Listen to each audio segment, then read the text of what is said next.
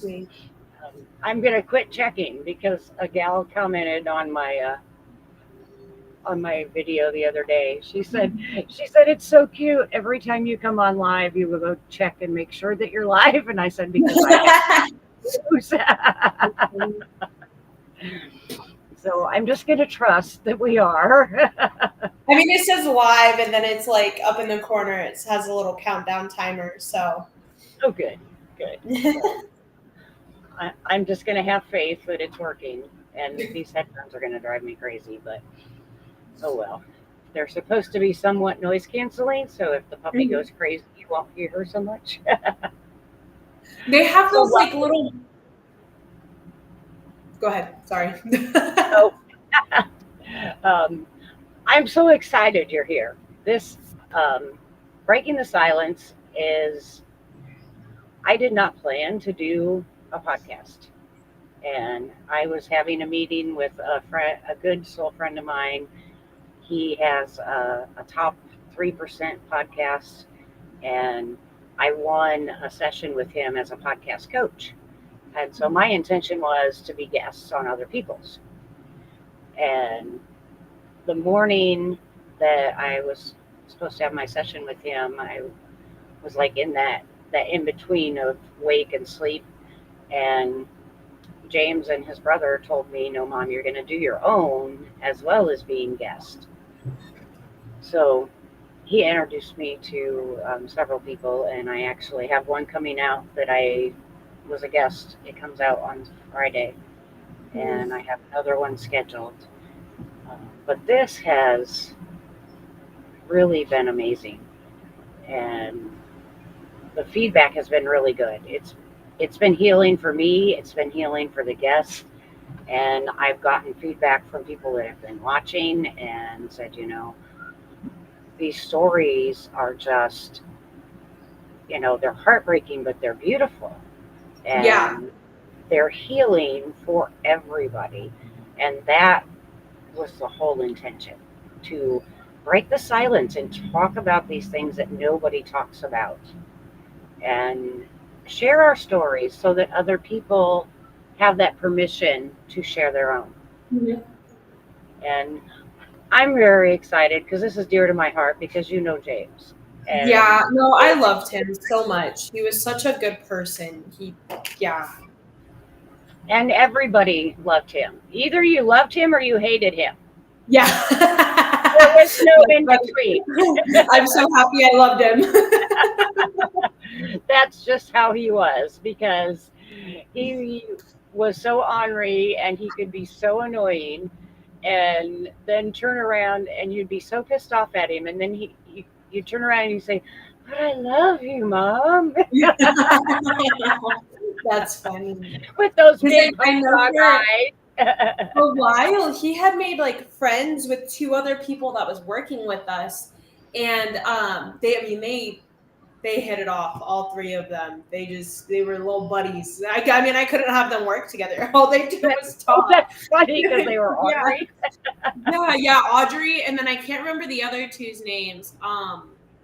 But yeah, I mean, they were the best of friends. I would call to see if one of them can come in, and they were all together, all playing their little video games, doing whatever they were with each other. That's funny. I do remember the name Audrey, but he didn't. He only talked about her and you. I don't remember any other names. Oh, I love that. So Audrey was actually she's my best friend. She's my assistant at the store. So I mean, and when I told her, she was like, "There's no way that didn't happen," and I was like, Yeah, it did. So, and I never even thought about coming and talking to you guys until I came through the drive-through that day that we talked for a while. It's just so hard to remember everybody, Yeah.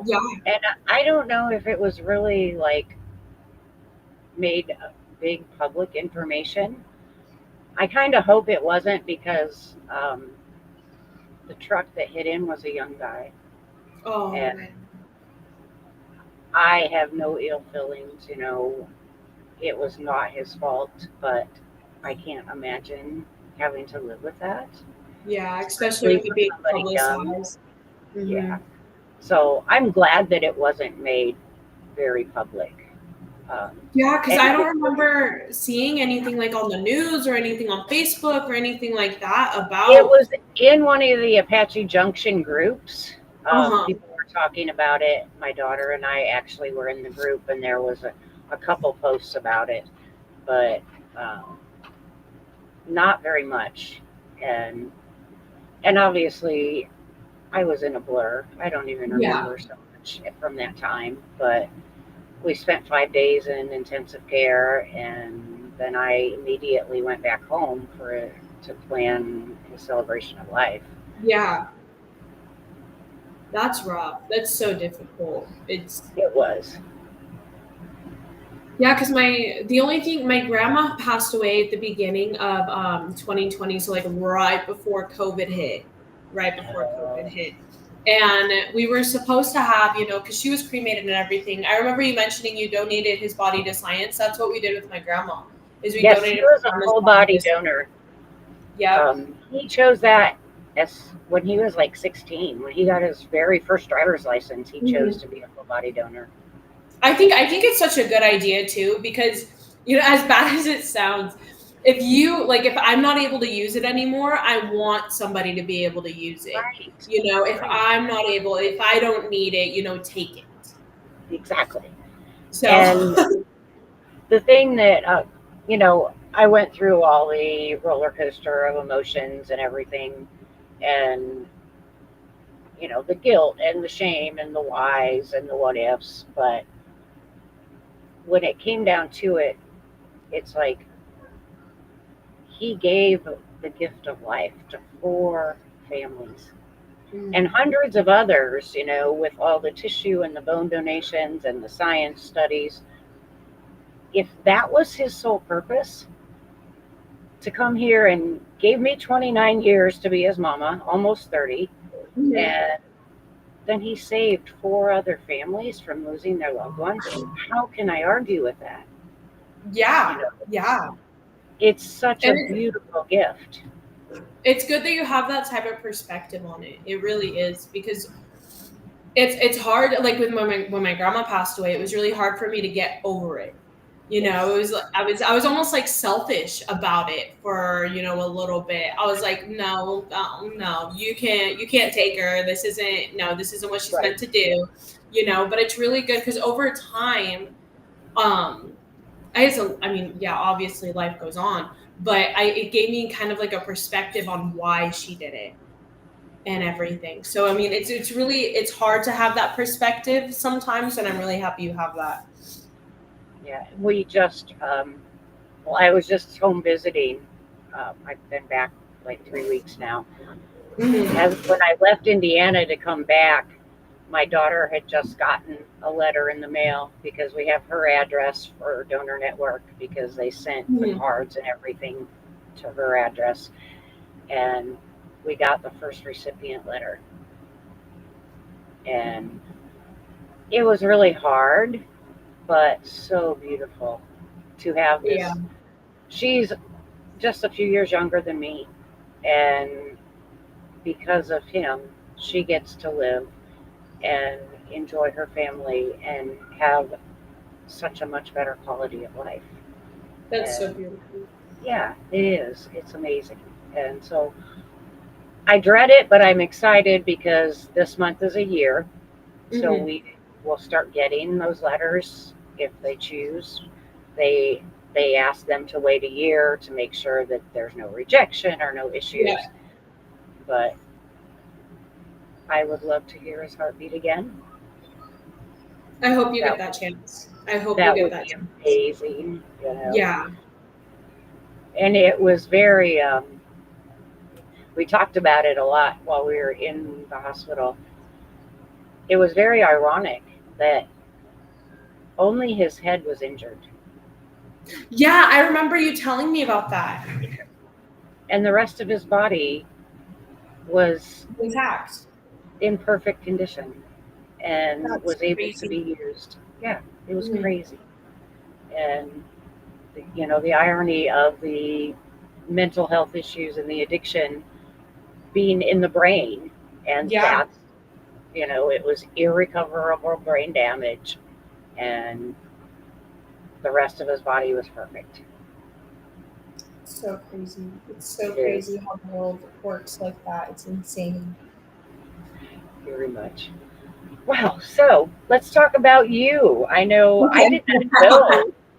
I had no idea, and I don't even think James knew Mhm. that you had a past with addiction. Yeah, I did. So I struggled with addiction. I started really young. I started smoking cigarettes at the age of 8. Oh wow. Yeah. So I started I was exposed to a lot as a kid. My mom wasn't the stablest. So from the time I was born until about 6, 7 years old, my mom used to couch surf, and couch surfing exposes you to a lot. And then my mom lost her mom at a young age due to suicide. So when my mom had me, she wasn't in the right headspace either, and she didn't have that backup support, a new young mom would need. She didn't have that. She was very alone, very by herself. So she was in there trying to figure out the world, trying to navigate everything with, me on her side. And then my dad wasn't,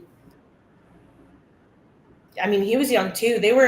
My dad was 16 and my mom was 19. So they were really young when they had Wow. me, and they were just trying to figure it out together. So they had me. I'm the oldest out of 4. So it was me and my sister, my brother, and then my youngest sister. So, little Sarah, my mommy, trying to figure everything out, just exposed me to a lot as a kid. And then I went through different types of abuse from different homes. I was in and out of foster care for the longest time. And then my grandma finally got custody of me when I want to say about 7. I was 7 years old. She got custody over me and my sister. And that's kind of when, I went down a really, really bad path. I was introduced to depression and everything at a young age. And it wasn't, I don't blame anybody for it, because at the end of the day, it's kind of the cards I've been dealt. And if anything would have been even like the slightest bit different, it wouldn't have put me in the position I am today, you know. Right. So, but I started smoking cigarettes when I was 8. And then I was kind of introduced to. That was my baby. Sorry. I was kind of introduced to, stronger substances about 10, 11, 12, when you reach middle school and everything. I was like 12 when I ate my first edible, marijuana. But I started getting into the harder stuff. I used, it's a lot. I've actually like talked about it. People ask me questions, but I give them like the brief. I haven't talked about it. Right. We used to we used to take opiates and kind of like we would squish them and put them in our blunts when we would smoke them. And I started doing that at like 13, 14, because I had tried to commit suicide when I was 13, 14. That was my first time. I took 52 pills. I think they were just like Tylenol. They were just blood thinners. Yeah. And I took 52, and I coded twice in the ambulance on my way to the hospital. And then after that, I was evaluated for whatever. I think I was evaluated for like 72 hours. And and they put me in a mental ward. I was there for a couple of weeks. And then once I got out, I had moved in with my mom, which really, my mom didn't have custody of me for the longest time. She was gone for, I want to say, 8 years. And then this really big traumatic event just happened in my life, and I didn't know what I wanted, and I wasn't in the right headspace. So I went and moved in with my mom. Like, I thought it was going to be secure. But because of where she was living, the area, she lived in a really, really ghetto part of Mesa. And it was still an apartment complex. I started hanging out with the wrong people. I started hanging out around like all these drug dealers, and I'm 13, 14 at this point in time, and I'm going to school, I'm smoking cigarettes, I'm smoking weed, I'm going and getting trashed every night, not worrying about anything, not a care in the world. There was one point in time where I had gotten so trashed at the party that was happening in the apartment complex. I ended up in downtown Phoenix, in an alleyway by myself. I had no clue where I was, and I was probably 14. No clue what was happening. Wow. Yeah, Oh, I mean, how I went down dangerous. yeah, I mean, and it was a really, really rough path for the longest time. And I never believed that having a child will save your life, but I got pregnant at 16. And I mean, I was only with her father for 3 months before I got pregnant. And he met me at like the lowest of low of addiction that I could be in, because I was drinking every day. I'd put anything I could get in my mouth, I would put in my mouth basically, to just try and feel that rush, feel that adrenaline, anything to kind of give me some, peace of mind. Yeah. But I met him when I was 16 and I got pregnant at 16. And if it wasn't for my daughter, I don't think I'd be here today. She definitely saved me because it was such a rough period from the age of like 9 to about 20 years old. I just felt like I couldn't get a break. I couldn't find any sort of solitude or patience. I ended up dropping out of high school. I mean, I'm a very smart kid. I had a 3.8 GPA. I had 2 scholarships lined up. I'm very, very smart. Even as an addict. Yeah. I mean, I was smart. I mean, and I loved school. Even though I got expelled from quite a few schools just because I couldn't keep my hands to myself. But I mean, I'm so smart, and like I said, I had 2 scholarships lined up, and I ended up dropping out because when I found out I was pregnant, my grandma got diagnosed with 3 forms of cancer. She had chronic lymph node leukemia. She had pelvic cancer and then another form of cancer. I think it wasn't something as big, but all of them were stage 4. And the doctor told her, there's no turning back. Like the most we can do for you is radiation, to help. So, yeah, I ended up dropping out of school. I got my permit. It was me and my daughter's father. We would take her back and forth to her appointments and everything.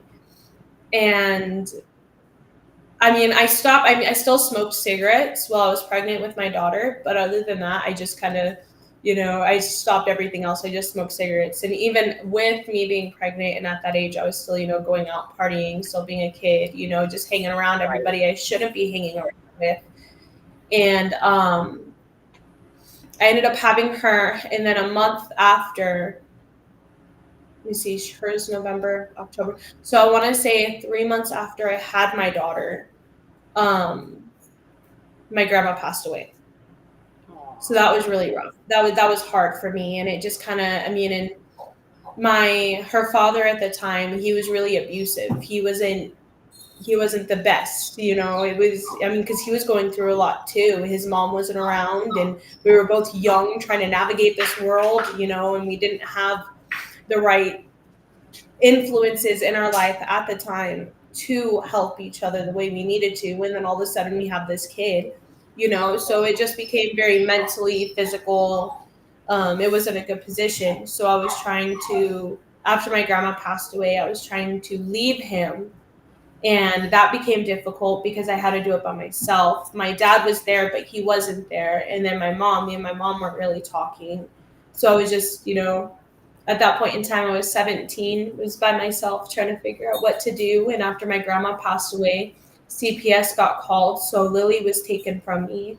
And then that's when I relapsed. I started drinking every day again. And I started out with just Xanax, and I was taking those every day. And then I started doing Percocet every day. And I mean, it's still going to work. I was a functioning addict, but I was just trying to figure out life the only way I knew how, because I was introduced to it at such a young age. You know what I mean?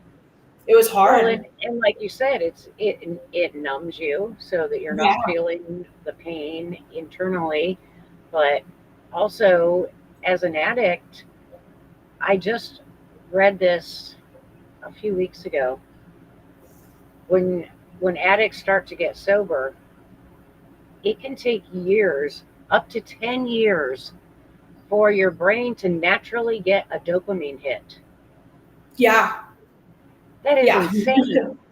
I No mean, and I wonder. haven't. No Yeah, well, and wonder they relapse. I haven't hit my. I mean, I haven't hit my 5 year mark yet. You know, because like I relapsed when Lily was really young. It's coming up. It's coming up. But um, I started smoking weed again a year or two ago, about 2 years ago, and I told myself, you know, once I got sober and once I was like good and everything, I wasn't going to go back to anything. I was just going to stick to my nicotine and that was it. But then I hit a really rough patch with my marriage and everything just kind of dwindled and it was really bad. So I started going out again. I started partying again. I started smoking weed. I took an oxy every once in a while, and that was for like a good 6 month period of me just doing whatever I wanted to do, totally forgetting responsibilities. So, it's hard. It's so hard. I found that adrenaline chasing helps a lot. I'm a little Because you get semi-professional that NASCAR dopamine driver. hit. Yeah, Yeah. yeah. I mean, and it's anything, and that helps. That helps a lot. So. Semi-professional NASCAR driver. Yeah, I'm a little Wow. spacey. That's awesome. Yeah.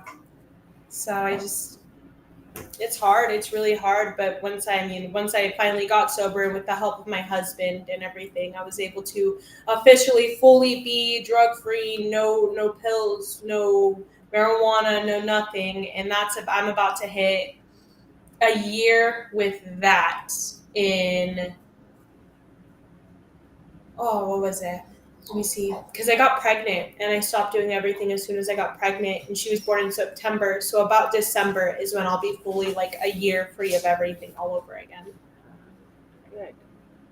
So it wasn't anything heavy, but it was heavy to me, Right. It was hard for me. Yeah. And sometimes I know with James, we didn't know it that there had been cocaine use for like a whole year prior until his brother died and he really spiraled with the grief. And he had been almost 4 years sober from alcohol. He was at 3 years and 11 months, and he was so proud of himself and he had been doing so well. But he had been using cocaine off and on for a year. Swapped one out for another. And I'm like, but then you're not sober. Yeah. But nobody knew. And he knew because he was on probation. He knew that he could use the cocaine and it would be out of his system really quickly. And he could still go do his UAs and it would show no alcohol. Mm-hmm. So he was fine.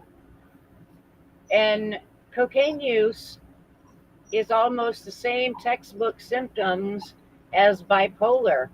Mm-hmm. So we thought he was having a mental break from the grief, which he probably was doing both, but it was craziness. And grief is so weird, man. It's so weird. It is. Because it won't hit me like around the holidays. It won't hit me around like it'll hit random days. It'll hit me random days about my grandma. Like I'll be at work and there'll be, a certain scent. It'll come through and I'll just start crying. I'm like, oh my God, I miss my grandma. It's so crazy. And that's probably like the closest person I can think of to like compare how it feels. Because that was my mom. I lost my mom. Yeah. She raised me since I was an itty bitty, small kid. She watched me come up and go through everything and help me through everything. And that's like, it's hard. My grandma was never she smoked her cigarettes, but she was never an addict. I would say to any like hard substance. She was just a beautiful lady. And the grief does. Good. I actually talked about that last night on my live. So. Oh, he froze again. Come back to us. There you are. I think so. Yes, there you are. Yeah, I talked about that on my live last night on Facebook. That it comes in moments and it comes in waves. It does for sure. I was delivering yesterday and I ended up out in Southeast Phoenix. No.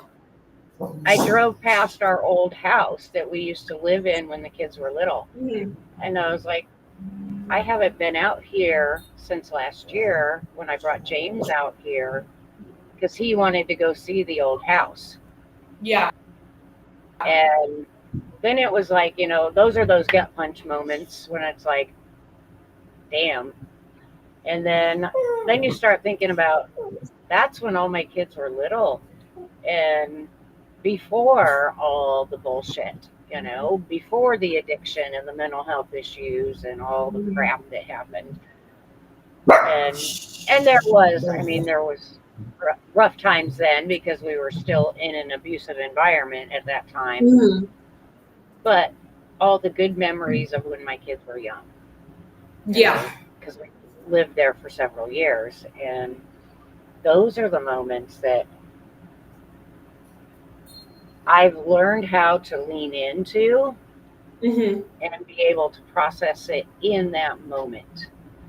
But they do come that way. They hit you just out of the blue, like Yeah. a song or a smell. Yeah. Or when my dad passed Mhm. away in 2017, like a few months later, I was out delivering food and I went to pick up an order and I turned around to walk out of the restaurant and there was a walker just like his. So I'm out in the car bawling my eyes out. Yeah, and it's little stuff like that, and it's so crazy how it Yeah. works. Because you'll be fine for 6 months, a year, and then it Yeah. hits you out of nowhere. It'll hit you out of nowhere. Like just recently, my grandma was really big on baking, so she has like these recipe books, and they're literally family heirlooms. Nobody touches them. They've never left my grandma's house. She always had them by her side. Well, I just recently got them from my dad and stepmom. They gave Oh, them how to me, cool. and they were like, "Hey, I think it's time." And I'm sitting there and I'm like typing up these recipes on my computer, and I'm just like, "This is insane." I just start getting sad. I'm like, and then like, because I remember like looking through these books that I've seen these books my entire life, and never once did I ever think that I would have to be the one responsible Right. for them, if that makes sense. Yeah, it's just a book, but it's like it was a part of her. And I never thought that Now I'm I'm the responsible for these gatekeeper. books now. So it's crazy. It's crazy how grief works. It works in the weirdest Yeah, it ways. is. And it's because we're not taught anything about grief. And like I said, I lost my dad in 2017. I lost a foster sister when I was like 16, and we were like best friends. We Mhm. were like inseparable. And I didn't know what grief was or how to grieve. And with my dad, they lived in Colorado, so it wasn't like I Mhm. talked to them every day, but I still have um, an alarm on my phone every Saturday to call mom and dad because I can't bring myself to delete it. Yeah, Take it off. and it's been 8 years, but Mhm. it's those little things that come up. But with losing the boys so close together, and then we lost Doug, and then James came here.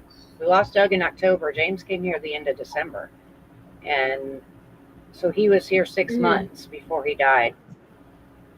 And most of that time, he was in active addiction. So I was grieving my oldest boy, plus trying to save him and Mhm. grieving him even before he's gone. And Yeah. was just a roller coaster. But that he taught me so much in that 6 months Mhm. that you can't save me, Mom. There's nothing you can do. Yeah, and And that's like it's that's crazy. the it is, and that's the biggest thing too is when you're in an active addiction and everybody offers you these resources and they offer places for you to go and stay and everything like that. It's such a mental mind game because you're never going to get better until you want to get better, until you make the decision that I don't want to live life like this anymore. Right. you'll never get better. You'll never see the light of day. I like to look at it as like a room. You're literally just trapped in this room with everything that feeds you, and like people are coming up and they're like knocking on the door, hey man, I just want to help, and you're just no, and you push everybody away because you don't want the help and you're not ready for the help. Right. And that was my biggest issue too, is when I was trying to get sober and get clean and do better. The hardest time I had was saying no. I didn't know how to say no. And Right. once you learn how to like grab that power and be like, no, I don't want to do that. No, I'm not interested. No, thank you. You'll never get better until you learn how to say no. Oh yeah, and he was absolutely at that point, because when he was sober, he Mm-hmm. told me, I want you to limit, what I drink, because he drank the little 99-cent shooters Oh and the yeah. 99s. So he said 4 a day is my limit. And I'm like, okay, because if you drink more than 4, I can't tolerate being around you, because then you're intense. Yeah. But I can tolerate you tipsy. I can't tolerate you belligerent, So, we had that agreement. But when I would say no, he would leave and go somewhere where he knew that he could get it. Yep. And he had friends that knew he was an Right. addict, Mm-hmm. but they would still give it to him. Mm-hmm. My husband is currently, when I met my husband, it's so funny too, because I was just talking to my little sister about this. I was driving her to work and she's like, I just want a boyfriend. I just want to be in love. And I was like, when I met my husband, Elijah, we were both at like the bottomest, like the lowest part of life we could be in. Neither one of us were looking for a relationship. In fact, he was in a relationship that he didn't really want to be in, but he was in a relationship. I had just left Lily's father. My grandma just passed away. I'm going through all the CPS cases. I'm trying, I just moved into an apartment with a girl I barely knew who was also in active addiction. And then my husband, he was doing booger sugar, doing the cocaine. He was drinking liters of Jack Daniels every night. He was still like trying to figure out life. He had just lost his best friend a year prior.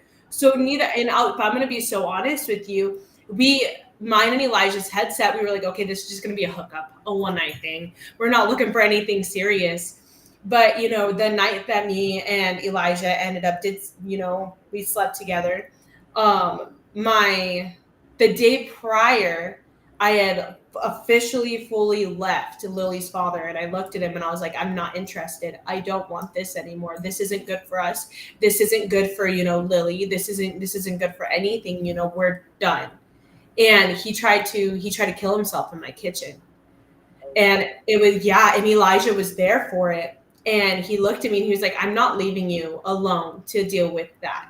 And at that point in time, I was a lot smaller. I think it was like maybe 143 pounds. Like I was small.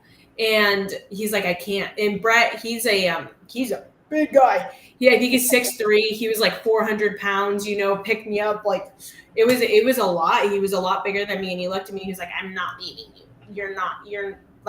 I'm together. I'm staying now. So it was supposed to be a one night stand, and it turned into a 5-year long loving relationship. And he doesn't drink whiskey every night, which is good for him. And that was a lot. That took a lot for him to get off of, Right. but he's no longer doing that. I mean, he drinks his Coors Light, he drinks his beer every night. But I mean, he's gone from this belligerent, asshole of a man that I fell in love with. Such a loving and caring and compassionate father. And it just goes to prove and show how much, an addiction can do to you. Because he is not the same person I met. He's grown and blossomed into such a wonderful person. And it's so scary what life can do to you when something has that much power over you. It's just scary. Oh yeah. I was just talking to a new friend of mine today. We were chatting, and um, he's a long-term recovering addict, Mm-hmm. and went on and just made an amazing life for himself. And we were talking about alcohol.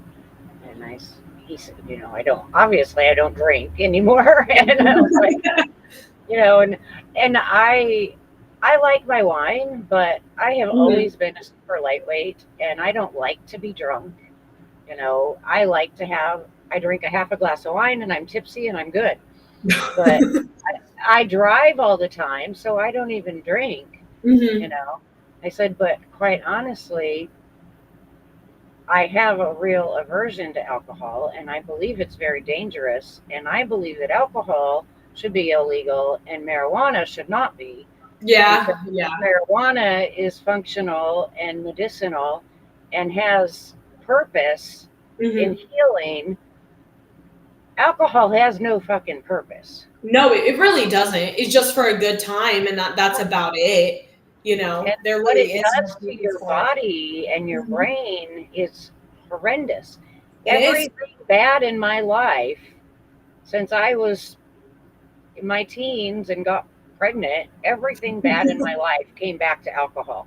Yeah, you know what? Yes, and that's how, and it's so easily addictive too.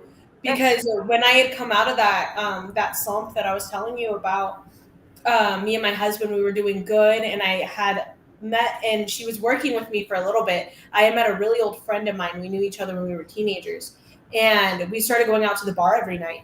And at first I was like, oh yeah, this is just a one-time thing, whatever, like it's fine. And then we started going the next day, and then we started going the next day, and then I'd be at work and I'd be like, I'd rather be drinking right now. I don't like, and it's just so easily to fall back into it. Yeah. It's scary how addictive alcohol can be. Well, My and it's so accepted. yes, yes, it is, and it's crazy to me how accepted it is. How the public has opened up its eyes to be like, this is okay. But everybody's like, "Oh, you smoke marijuana, that's Yeah, terrible." yeah, Nobody mhm, overdoses on marijuana and nobody gets violent on marijuana. yeah. You might eat a bunch and fall asleep, but you're not going to That's go about it. run somebody over or Mhm. beat Or try somebody to up. harm yourself, or Yeah, anybody else. Yeah, yeah. And it's so crazy how society's been programmed to think that being an alcoholic's okay, because it's right. not. It's not No, okay at all. It ruins so much for people. it does. It's and because it's accepted, people don't realize. They're like, I'm not an alcoholic. I get up and I go to work. You're a functioning alcoholic, but you're still an alcoholic. Yeah, yeah, yes, yes. My husband used to work with a gentleman. He used to drink on the job. He would put it in his Polar Pop cup, and he'd just sit there and sip on it while he's welding too. Wow. Working with, I think it's like a wet saw or a welder, and I mean just drinking. And I'm not an alcoholic. I don't need the help. It's fine. I mean, and he's killing like 3 24 racks a day. Wow. Yeah, it's crazy how much addiction, how much it's crazy to me that it's okay, that people Yes. think it's okay. Yeah. I feel the same way. It's crazy. And Well, like and James used to do the same thing. He would do his two shooters before he came to work. yeah, You know, and you know what though? I do remember actually sending him home one time because he couldn't function. He couldn't. he probably had more that I didn't know about. Yeah, and I mean, and I think it is so hard too because at that point in time, um, when James was working there, I had another gentleman there. Um, I can't remember his name right now, but he was such a good person. But they were there together, and they were both struggling together because that other guy, he was also an alcoholic, and I caught him drinking on the job multiple times, and I would send him home. Like there was one time I was like, "Hey, can you go take out the trashes?" He went, he took out the trashes and never came back, and we smelt his Gatorade, and it was straight vodka Oh just wow. in that Gatorade bottle. Yeah. And then he How, called me the next day and he was like, "Hey, I don't know what happened to me. I don't know.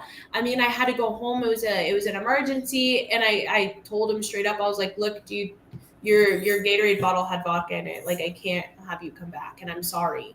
Not only did you put yourself in danger, but you put everybody else around you in danger, and we can't have that, especially with minors working in the right. building." Right. Because I have a bunch of kids that work with me and I just can't expose them to that. And as bad as I felt, I mean, and I haven't heard from him in a very, very long time, but I know he was living with his dad and his dad was putting him in a live-in rehabilitation center. Oh. Yeah. So hopefully he got the help that he needed and he's okay. But it's crazy. Yeah. James never took it with him to work that Mhm. I know of, but I know he drank before. Mhm. And then because then when he'd get off work, he'd say, "Oh, well, I can have 4 more." And I'm like, "No, you already had 2." Yeah, you can have 2 more. This morning, he says, "Yeah, but that's been 6 or 8 hours ago." It doesn't matter. 4 a day. Yeah. Your math isn't mathing correctly. Just That's because funny. you're sober again doesn't mean you Mhm. get to drink 4 more. Yeah. Crazy to me. So crazy. He was Uh, such a good guy. He really was such a good he guy. was. I still And have every time I open up my safe at work, I think of him because I see that Narcan container in oh, my safe. I And still I'll be have so them in my first aid kit in my car.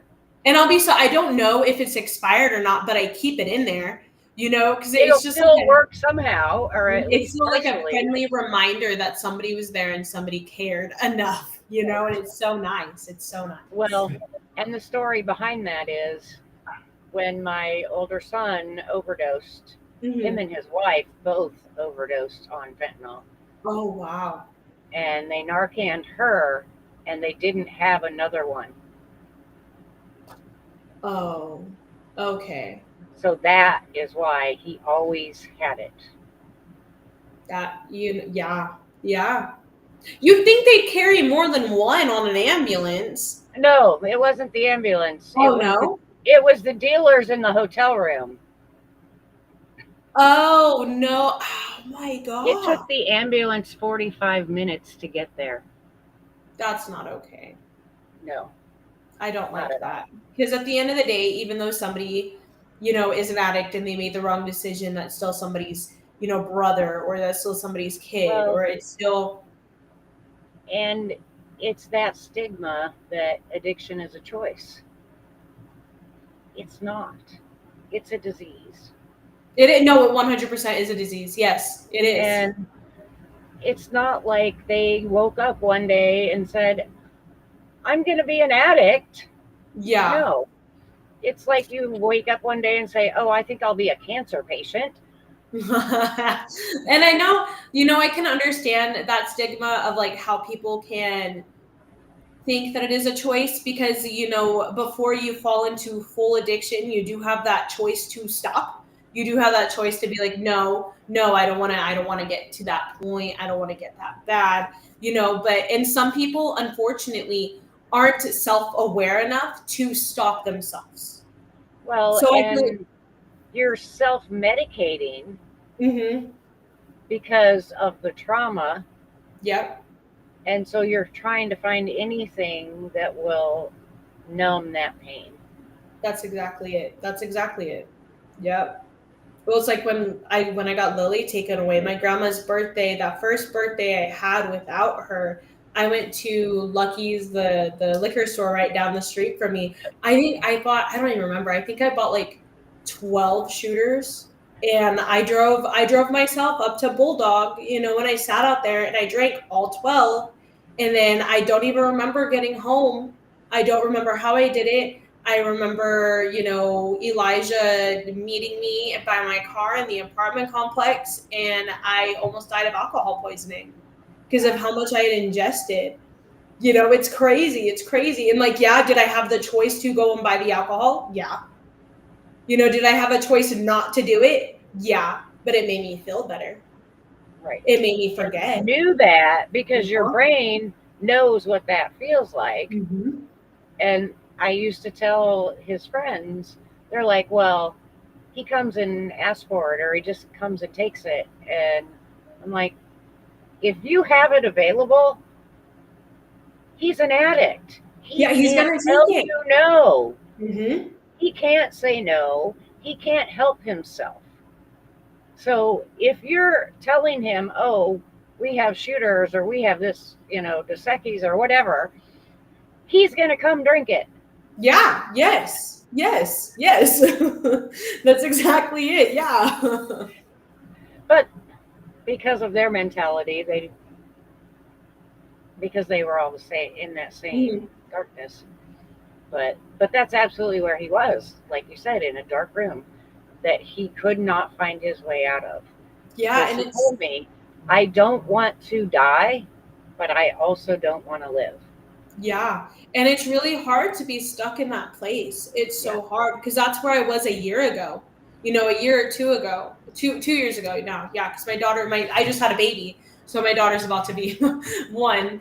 But 2 years ago, I was stuck in that same place. I was and it's like a mental entrapment. You don't know how to get out of it. And it's Right. so hard. And you're crawling and you're trying to figure out a way to make yourself feel normal again, but nothing works. Nothing works. And it's hard. It's hard. It's really, and it was extremely hard for me. Like I would come home and I'd find him sitting here at my table crying and, just bawling and playing his wedding song over on repeat. Wow. Yeah. Because not only did he lose his brother, but because of the addiction and all the erratic behavior, he lost his wife. Yeah. And, in his rational moments, he would tell me, he said, the one thing that I did learn in the rehab was I didn't lose my wife. I gave her away. I threw her away because it was my fault. And that guilt is what took him down that whole spiral, because he felt guilty about his brother and he felt guilty about his wife. And he couldn't get past that guilt and that shame enough to pull himself out. It's hard. Do you still talk to his wife?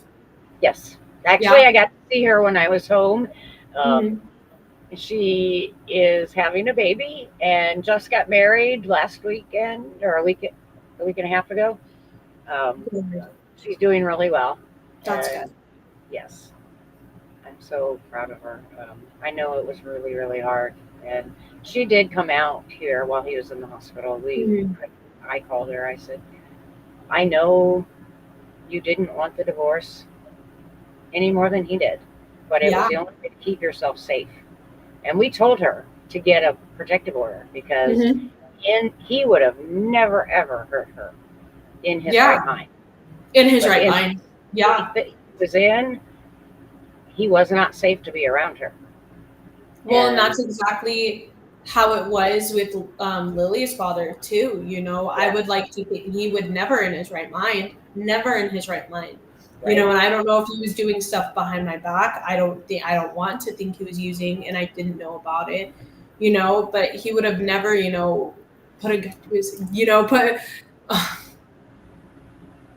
tried multiple times to kill himself in front of me and threatened to kill me multiple times as well in front of his daughter, basically. And I would have never think that he would do that in his right mind. Because now he's doing okay. Now that he went and he got the help and he's better, he's doing fine. Like Lily's with him right now. Wow. So it's hard. It's really hard. Yeah. Well, and James was the same way. He tried twice to commit suicide in her presence, but it was, he had started drinking again then, and it was very manipulative. It was, if you won't take me back, I'm just going to kill myself. Yeah. That's how it was with him too. And that's where his head was, but I told her, I said, he needs to know that you forgive him and you need to be able to say goodbye. Yeah. So her and her best friend and her sister all came out and spent the 4 or 5 days in the hospital with us, and she helped me plan the celebration of life. Good. It's good that she's still a part of that she still reaches out and talks. That's so good. She is still family. Oh yeah. Always be family. She's been around since she was in high school. Okay. Okay. Yeah. That's But sweet. I'm glad she's doing so well, and I know it was very hard because she she was with her now husband Hmm. last year when she when he had the accident, and I know that that was a strain that had to be really hard for both of them, Hmm. you know, for her to come out here and then go through the whole process of planning and all of it. So I said, but you need that closure Hmm. so that you can go on and have a better life. Well, it's just like when my ex-father-in-law passed away. He passed away last year. It was actually a year yesterday that he had passed away. And it was really difficult for me and Elijah for a second because Elijah didn't know how to help me because he never knew him. And he didn't realize how close he was, Right. and it was difficult, and having to help Lily through the grieving process of losing her grandpa and everything Yeah. like that. And then me having to help, Brett with, planning everything and doing everything he needed to do, and also trying to be, emotionally available for Brett if he needs it, because he has nobody else. And Right. it was difficult for a little bit, but Yeah. it's good when you have the right people with you to go through it with. Yes. Yeah. Yeah. Thankfully, three of my daughters and his wife and her sister and best friend came out, and my son-in-law and my granddaughter. Because I don't have any family here, Yeah. you know, and I have a good friend of mine that James got really close to. Um, Hmm. he is just between my oldest boy's age. So Doug would Here, have I been just 40. had I have somebody walking up to my door right now. Oh, okay. I'm so sorry. I will be No right back. problem.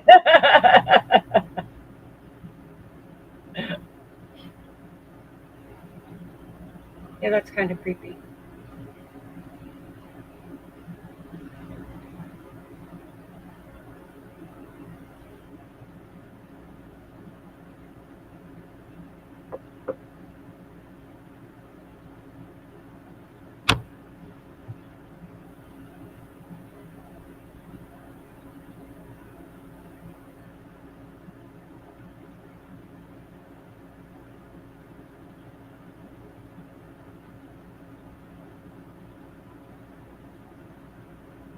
Unfortunately, there is no way to pause my stream. And because we're live streamed, I can't like edit out. So